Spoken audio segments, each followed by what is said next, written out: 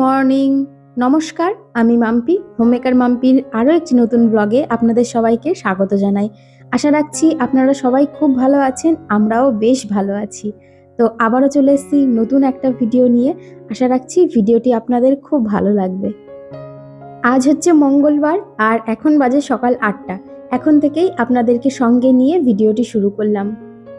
সকালে ঘুম থেকে উঠেছি, অনেকক্ষণ হয়ে গেল। ঘুম থেকে উঠে ফ্রেশ হয়ে বিছানা গুছিয়ে সমস্ত কাজ সেরে তারপরে আমি ওদিকে ওয়াশিং মেশিন চালিয়ে দিয়েছি, কারণ আজকে কিছু জামা কাপড় কাচবো, বেশ কিছু জামা কাপড় ছিল। ওয়াশিং মেশিন চালিয়ে দিয়ে তারপরে চলে এসেছি চা করতে। তো এদিকে গরমাগরম 2 কাপ চা আর একটু মুড়ি নিয়েছি সঙ্গে। আসলে ঘুম থেকে উঠে দেখলাম বেশ ঝাঁচকচকে রোদ উঠেছে, তো সেই জন্য ভাবলাম জামা কাপড়গুলো কেচেই নিই। তাই মেশিনে জামা কাপড়গুলো দিয়ে তারপরে চা করে নিয়েছি। তো চলুন, এদিকে চা তো আমার হয়ে গেছে, চলুন চা খেয়ে নিই।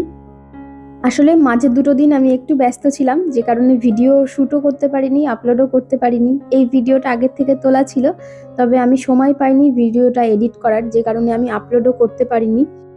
যাই হোক, ওদিকে চা খেয়ে সোজা চলে এসেছি রান্নাঘরে। আগে ভাতটা বসিয়ে দিচ্ছি, কারণ ভাতটা বসিয়ে দিয়ে জামা কাপড়গুলো আমার ওদিকে কাঁচা হয়ে গেছে। তো চলুন ছাদে মেলে দিয়ে এসে তারপরে বাকি রান্নাটা করে নেব। ছাদে জামা কাপড়গুলো মেলতে মেলতে আমার ওদিকে ভাতটা রান্না হয়ে যাবে। এখন তো ওই সকাল 8:10-15 মতো বাজে, আর আমাদের কাজের দিদি তো 10:30 থেকে 11:15টার মধ্যেই চলে আসে। সেজন্য ভাবছি দিদি আসার আগেই রান্নাটা সেরে নেব। তো আগে জামা কাপড়গুলো ছাদে সব মেলে দিয়ে আসি, তারপরে ঝটপট করে রান্নাটাও করে নেব। তার পাশাপাশি বিজয়ও খেয়ে বেরোবে, তো সেজন্য একটু সকাল সকালই একবারে রান্না বসিয়ে দিয়েছি।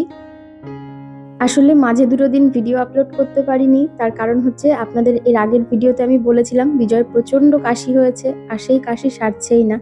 তো যাই হোক, ডক্টরের কাছে গিয়েছিলাম, তারপরে ডক্টর কিছু রিপোর্ট করতে দিয়েছিল, রিপোর্টগুলো সব করা হয়েছে। তবে রিপোর্ট একদমই খুব একটা খারাপ আসেনি, সব রিপোর্টই মোটামুটি ভালোই আছে। তবে ঠান্ডা লাগার জন্য হয়তো এত কাশি হচ্ছিল। তো যাই হোক, বিজয়কে নিয়ে কদিন ওই ডাক্তারখানা, বাড়ি, তারপরে ওই রিপোর্ট করতে যাওয়া, সেই কারণেই আমি কদিন আর ভিডিও আপলোড করিনি বা ভিডিও কোনো শ্যুটও করিনি। আমার এর আগের একটি ভিডিওতে পিয়ালি চৌধুরী দিদিভাই কমেন্ট করেছে, আমি দিদিভাই বলেই বলছি। তো যাই হোক, সে লিখেছে, তোমার ভিডিওগুলো খুব ভালো লাগে দেখতে, রোজ কমেন্ট করা হয় না, তবে মাঝে মাঝে করি, কিন্তু তুমি আমার কমেন্ট কোনোদিন ভিডিওতে পড়ো না, শুধু লাইক করো। যাই হোক, না পড়ো, ভিডিও আমি দেখব, কারণ তোমার ভিডিওগুলো খুব খুব ভালো লাগে। কিছু মনে করো না মাম্পি বললাম বলে। না গো দিদিভাই, আমি একদম কিচ্ছু মনে করিনি। প্রথমেই সরি চেয়ে নিচ্ছি, কারণ সত্যি বলতে হয়তো তোমার কমেন্টগুলো সত্যিই মিস হয়ে যায়। যাই হোক, একটা ভিডিওর মধ্যে সব কমেন্ট পড়া হয় না, তো তবে অবশ্যই আমি পড়ার চেষ্টা করব, প্লিজ কিছু মনে করো না। আর থ্যাংক ইউ সো মাচ এত সুন্দর সুন্দর কমেন্ট করার জন্য। আমার অনেক ভালোবাসা নিও, আর খুব ভালো থেকো। আর আমার এর আগের একটি ভিডিওতে মৃণাল মণ্ডল অ্যাকাউন্ট থেকে একটি বোন কমেন্ট করেছে, হাই দিদি ভাই, আমি তোমার থেকে অনেক ছোট, কিন্তু আমার তোমার ভিডিও দেখতে অনেক ভালো লাগে। আমার নাম পল্লবী, প্লিজ দিদি ভাই পরের ভিডিওতে আমার নামটা নিও। এই যে পল্লবী, আমি তোমার নামটা নিলাম, কেমন আছো অবশ্যই জানিও। যাই হোক, এদিকে কথা বলতে বলতে জামা কাপড়গুলো আমি সব মেলে দিয়েছি। তো চলুন এখন নিচে যাব। আর এদিকে এই যে নিচে নেমে এসে আমি এখানে একটু ফুলকপি আর আলু একটু ভাপিয়ে নিচ্ছি। আজকে রান্না করব হচ্ছে আলু ফুলকপি দিয়ে হাঁসের ডিম রান্না করব।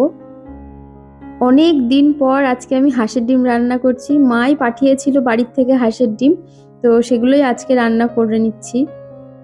আর আমার গত ভিডিওতে সুলতা মুখার্জি দিদিভাই কমেন্ট করেছে, খুব সুন্দর হয়েছে ভিডিওটা, আগের বারও দেখেছিলাম, এবারও দেখলাম, আনন্দ করতে খুব ভালো লাগে। হ্যাঁ গো, একদমই ঠিক বলেছ, সবাই মিলে এক জায়গায় হয়ে আনন্দ করতে খুব ভালো লাগে।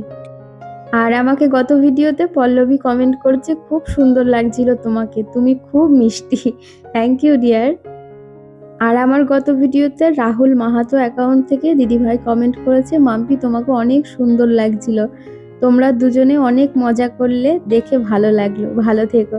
থ্যাংক ইউ দিদিভাই, আমার অনেক ভালোবাসা নিও, খুব ভালো থেকো। তুমি অনেক দিন পর কমেন্ট করেছো, আমার খুব ভালো লাগলো দেখে। আর আমার গত ভিডিওতে অদিতি রয় কমেন্ট করেছে, দারুণ লাগলো ভিডিওটি, thank you dear. Beauty's makeover lifestyle থেকে কমেন্ট করেছে, সব মিলিয়ে দারুণ লাগলো, তোমাকে সুন্দর লাগছিল, থ্যাংক ইউ। আর আমার এর আগের একটি ভিডিওতে পূজা মণ্ডল অ্যাকাউন্ট থেকে বোন কমেন্ট করেছে মায়ের হাতের রান্নার আলাদাই একটা ভালোবাসা। ভিডিওটা খুব সুন্দর। ভালো থেকো দিদিভাই, love you, thank you dear. তুমিও খুব ভালো থেকো আর আমার অনেক ভালোবাসা নিও। আর হ্যাঁ গো, তুমি ঠিকই বলেছো, মায়ের হাতের রান্নার স্বাদের তো কোনো তুলনা হয়ই না, আর তার মধ্যে একটা আলাদাই ভালোবাসা কাজ করে। আর আমার এর আগের একটি ভিডিওতে ফিউশন অফ টুম্পা অ্যাকাউন্ট থেকে বোন কমেন্ট করেছে মায়ের আদর আলাদাই, মা সবসময় বোঝে সন্তানের কষ্ট। খুব ভালো লাগলো দিদিভাই, থ্যাংক ইউ ডিয়ার। হ্যাঁ গো, মায়েরা সবসময়ই সন্তানের দুঃখ কষ্ট ভালো মন্দ সবকিছু বোঝে। আর আমার এর আগের একটি ভিডিওতে বর্ষ রয় অ্যাকাউন্ট থেকে কমেন্ট করেছে দিদিভাই তুমি কেমন আছো, খুব ঠান্ডা পড়েছে।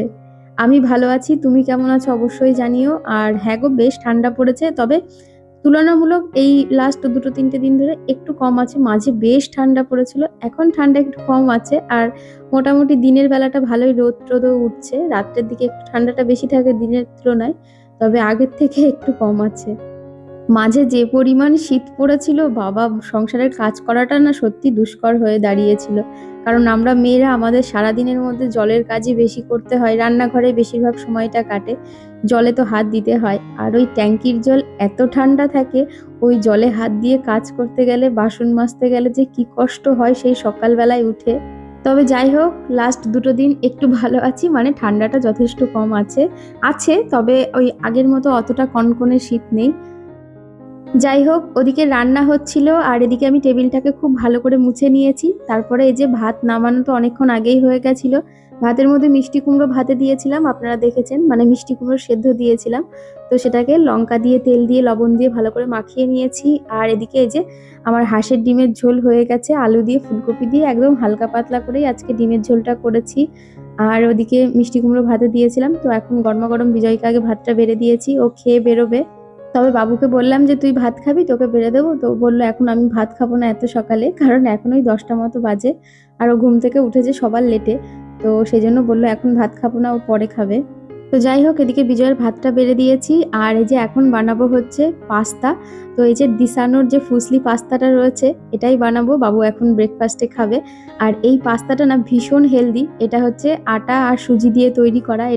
এটা 100% ডুরুম ভিট সেমোলিনা পাস্তা, মানে আটা আর সুজি দিয়ে তৈরি করা। এর মধ্যে কোনো রকম ময়দা নেই, artificial colour, flavour, zero cholesterol, no trans fat, ভীষণ হেলদি এই পাস্তাটা।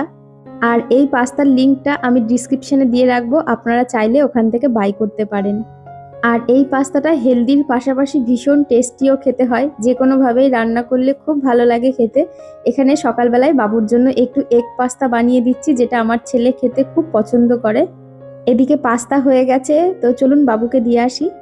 যাই হোক, এদিকে রান্না সেরে বাসন মেজে রান্নাঘরটাকে খুব সুন্দর করে পরিষ্কার করে নিচ্ছি। তো চলুন, ভিডিওটা আর বেশি বড় করব না। আর আজকের ভিডিওটা আপনাদের কেমন লাগলো অবশ্যই কমেন্ট করে জানাবেন। ভালো লাগলে একটি লাইক করবেন। আর যারা নতুন বন্ধুরা আছেন সাবস্ক্রাইব করে আমার পাশে থাকতে পারেন। আবারও দেখা হবে নতুন একটা ভিডিও নিয়ে, ততক্ষণ সুস্থ থাকবেন, ভালো থাকবেন, টাটা।